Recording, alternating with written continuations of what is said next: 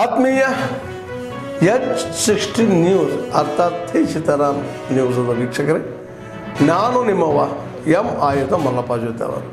ತಾವು ಈಗ ಸುದ್ದಿಗಳ ಲೋಕಕ್ಕೆ ಎಂಟ್ರಿ ಹೊಡಿತಾ ಇದ್ದೀರಿ. ಈ ಸುದ್ದಿಗಳನ್ನು ಪ್ರತಿಯೊಂದು ನೋಡೋ ಜೊತೆಗೆ ನಿಮ್ಮ ಅಭಿಪ್ರಾಯಗಳನ್ನು ಹಚ್ತಾ ಇರಿ. ಯಾಕಂದರೆ ಈ ಸುದ್ದಿಗಳು ನಿಮಗಾಗಿ, ನಿಮ್ಮ ಬದುಕಿಗಾಗಿ, ನಿಮ್ಮ ವೈಚಾರಿಕೆಗಾಗಿ, ನಿಮ್ಮ ತಿಳುವಳಿಕೆಗಾಗಿಯೂ ನಿಮಗೂ ಗೊತ್ತು, ಜೊತೆಗೆ ನಮಗೂ ನಿಮ್ಮೊಂದಿಗೆ ಇದೊಂದು ಮಾತಾಡುವಂಥ ಜೊತೆಗೆ ಸುದ್ದಿಗಳನ್ನು ಬಿಡುವಂಥ ಕೆಲಸ.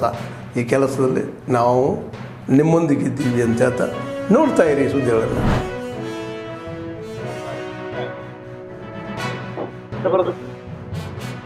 ಭಯಂಕರ ಭ್ರಷ್ಟಾಚಾರದಿಂದ ಜನ ತತ್ತರಿಸಿ ಹೋಗಿದ್ದಾರೆ.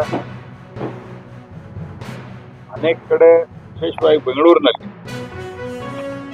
ಮನಿ ಪರ್ಮಿಷನ್ನು, ಮನಿ ಮುಕ್ತಾಯ ಸರ್ಟಿಫಿಕೇಟ್ ಪರ್ ಸ್ಕ್ವೇರ್ ಫೀಟ್ ಲಂಚ ಫಿಕ್ಸ್ ಮಾಡ. ಇದರೊಳಗ ಸರ್ಕಾರದಲ್ಲಿ ಇರುವಂತಹ ರಾಜಕೀಯ ಮುಖ್ಯಸ್ಥರ ಪಾತ್ರ ಇರಬೇಕಾಗ್ತದೆ. ಇದು ಅನೇಕ ಕಡೆ ಬೇರೆ ಬೇರೆ ಕಡೆನೂ ನಡೆದ. ಹಾಗಾಗಿ ಸರ್ಕಾರ ಕಂಟ್ರೋಲ್ ಇಲ್ಲ. ಇಂಥ ಪರಿಸ್ಥಿತಿಯಲ್ಲಿ ರಾಜಕೀಯ ಅಸ್ಥಿರತೆ, ವಿಧಾನಸಭೆ ವಿಸರ್ಜನೆ ಮಾಡಿ ಚುನಾವಣೆಗೆ ಹೋಗಿ. ಯಾಕಂದ್ರೆ ಅಸ್ಥಿರತೆ, ಇಟ್ಟು ಬಡದಾಟ, ಎಲ್ಲಿಯೂ ಆಡಳಿತದ ಮೇಲೆ ಹಿಡಿತ ಇಲ್ಲಾರಂತ ಕರ್ನಾಟಕದಂತ ಒಂದು ಅತ್ಯಂತ ಮುಂದುವರೆದಂತಹ ಹೇಳ್ಬೋದು ಬೇರೆ ರಾಜ್ಯಗಳಿಗೆ ಹೋಲಿಸಿದ್ರೆ.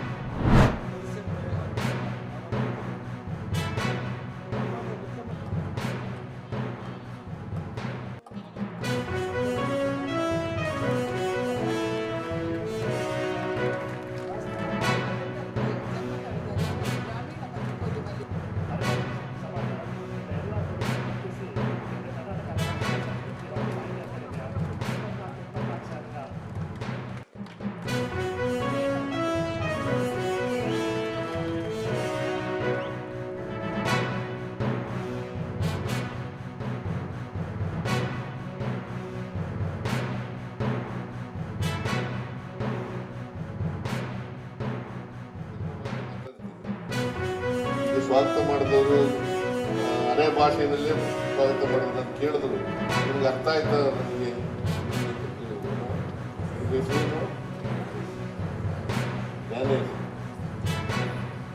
ನಮ್ಗೆ ಅರ್ಥ ಆಯ್ತಾ ಅಂತ ಹೇಳಿದ್ರು. ಸ್ವಲ್ಪ ಅರ್ಥ ಆಗದಪ್ಪ ನಾನು ಅಂತ ಹೇಳಿದೆ.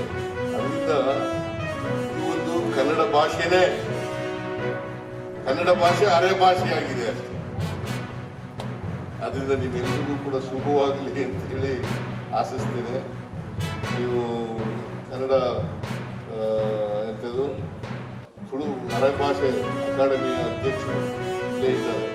ಈ ಭಾಷೆ ಉಳಿಸಬೇಕು, ಬೆಳೆಸಬೇಕು, ಅದನ್ನು ಮಾಡ್ತಕ್ಕಂಥ ಕೆಲಸವನ್ನು ನೀವು ಮಾಡಿ.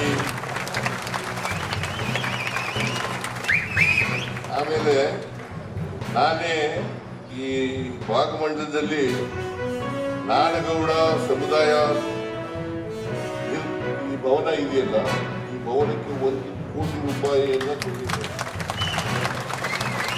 ಆಮೇಲೆ ಈಗ 50 ಲಕ್ಷ ಕೇಳಿದ್ದೀರಿ, ಅದು ಕೊಡೋಣ.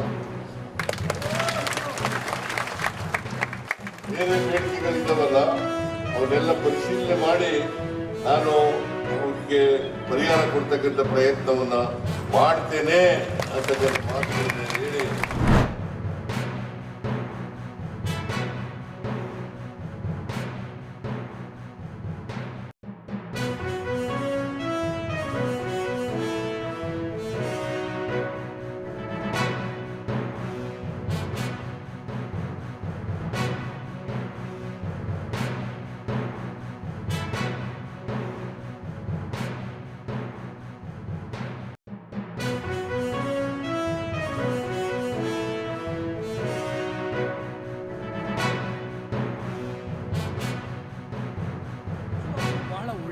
ಅವ್ರಿಗೆ ನಾನು ಕೃತಜ್ಞತೆಯನ್ನು ಸಲ್ಲಿಸಲಿಕ್ಕೆ ಬಯಸ್ತೇನೆ.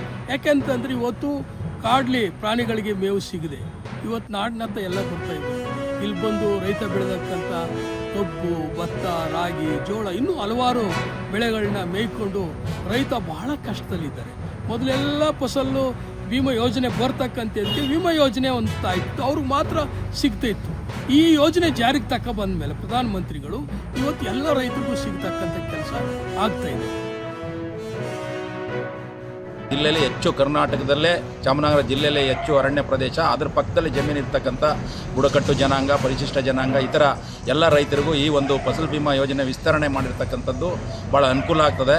ಹಾಗೆ ಇನ್ನು ಈ ಜಿಲ್ಲೆಯಲ್ಲಿ ಜಾಸ್ತಿ ಅನಾಹುತ ಆಗ್ತಿತ್ತು, ಪ್ರಾಣಿಗಳ ಸಂಖ್ಯೆ ಜಾಸ್ತಿ ಆಗಿ ಕಾಡಂಚಿನಲ್ಲಿ ಬೆಳೆ ನಷ್ಟ ಆಗ್ತಿತ್ತು.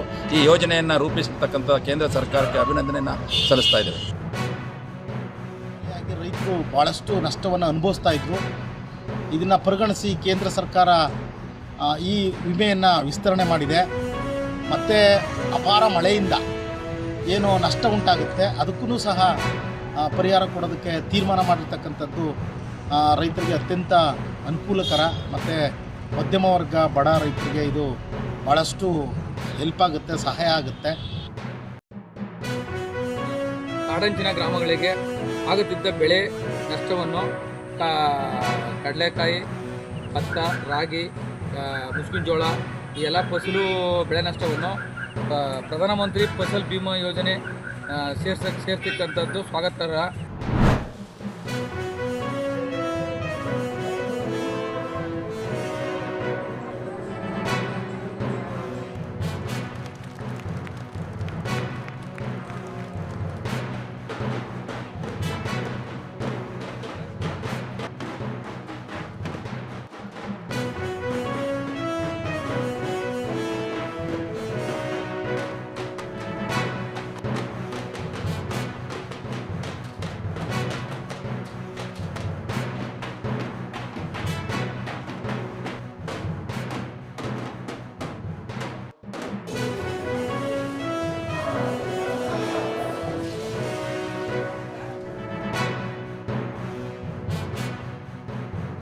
ಅವ್ರ ಕಡೆಯಿಂದ ನಮಗೆ ತುಂಬ ರಿಕ್ವೆಸ್ಟ್ ಬರ್ತಾಯಿತ್ತು, ನಮಗೆ ಕನ್ನಡ ಕಲಿಬೇಕು ಅಂತ. ಸೊ ಅವ್ರಿಗೆ ಕನ್ನಡ ಕಲಿಸಿ ಪ್ರತಿ ವರ್ಷ ಒಂದು ಸ್ಪೋಕನ್ ಕನ್ನಡ ಕ್ಲಾಸಸ್ ಅಂತ ನಡೆಸಿ ಅವ್ರಿಗೆ ಕನ್ನಡ ಕಲಿಸಿ ಪ್ರತಿ ವರ್ಷ ಒಂದೊಂದು ಸ್ವಲ್ಪ ಜನಕ್ಕೆ ಕನ್ನಡ ಕಲಿಸಿ ಅವರಿಂದಲೇ ಈ ಕಾರ್ಯಕ್ರಮವನ್ನು ನಡೆಸ್ಕೊಳ್ಳುವಂಥ ಒಂದು ಪದ್ಧತಿನ ರೂಢಿಸ್ಕೊಂಡು ಬಂದಿದ್ದೀವಿ.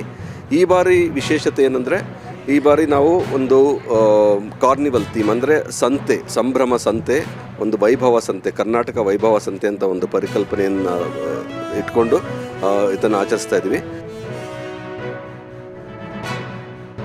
ಹೀಗಾಗಿ ಎಲ್ಲೋ ನಾವು ಕನ್ನಡ ಭಾಷೆ ಕಿವಿ ಮೇಲೆ ಕೇಳೋದೇ ಒಂದು ವಿರಳ ಆಗ್ತಾ ಇದೆ, ಮತ್ತು ಕನ್ನಡದ ಅಸ್ತಿತ್ವ ಕಳೆದು ಹೋಗ್ತಾ ಇದೆಯೇನೋ ಅಂತ ಅನುಭವ ಆಗುತ್ತೆ.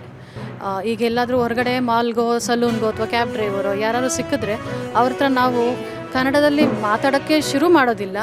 ಆದರೆ ಅದಕ್ಕಿಂತ ಮುಂಚೆ ಕೇಳೋವಂಥ ಪ್ರಶ್ನೆ ಹಿಂದಿನ ಕನ್ನಡನ ಅಂತ. ಅಕಸ್ಮಾತಾಗಿ ಆ ಕಡೆಯಿಂದ ಅವರೇನಾರು ಸ್ವಲ್ಪ ಕನ್ನಡ ಗೊತ್ತು ಹೇಳಿ ಮೇಡಮ್ ಅಂದರೆ ಹಾಲು ಕುಡಿದಷ್ಟೇ ಸಂತೋಷ ಆಗುತ್ತೆ. ನಾವು ಮಲೆನಾಡು ಭಾಗದಲ್ಲಿ ಹುಟ್ಟಿ ಬೆಳೆದವರು. ನಾವು ವಸಂತ ವಿಹಾರದಲ್ಲಿ ಒಂದು ಕನ್ನಡ ಬಳಗ ಅಂತ ಮಾಡ್ಕೊಂಡಿದ್ದೀವಿ. ಆ ಕನ್ನಡ ಬಳಗದಲ್ಲಿ ಹೆಚ್ಚು ಕಡಿಮೆ ಒಂದು 50-60 ಜನ ಕುಟುಂಬಗಳಿದ್ದಾವೆ. ಇಲ್ಲಿ ನಾವು ಪ್ರತಿ ವರ್ಷವೂ ಕನ್ನಡ ರಾಜ್ಯೋತ್ಸವ ಆಚರಣೆ ಮಾಡ್ತೀವಿ. ತಮಗೆಲ್ಲರಿಗೂ ನಮಗೂ ಎಲ್ಲ ಶುಭಾಶಯ. ಆತ್ಮೀಯರೇ, ಎಲ್ಲ ಸುದ್ದಿಗಳನ್ನು ನೋಡಿದ್ರಲ್ಲ, ಏನು ಅನಿಸ್ತು ನಿಮಗೆ?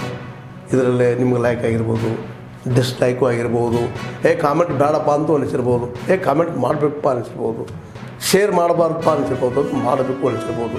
ಏನಾದರೂ ಆಗಲಿ ಶೇರ್ ಮಾಡ್ತಾಯಿರಿ, ಈ ನ್ಯೂಸ್ಗಳನ್ನ ಹಂಚ್ತಾ ಇರಿ, ಜೊತೆಗೆ ಇದಕ್ಕೆ ಸಬ್ಸ್ಕ್ರೈಬ್ ಆಗ್ತಾಯಿರಿ ಅಂತ ಹೇಳ್ತಾ, H16 ನ್ಯೂಸ್ ಅರ್ಥಾತ್ ಹೇ ಸೀತಾರಾಮ್, ಇದು ಸತ್ಯದ ಕೈಗೆ ನಡಿ. ವಂದನೆಗಳು.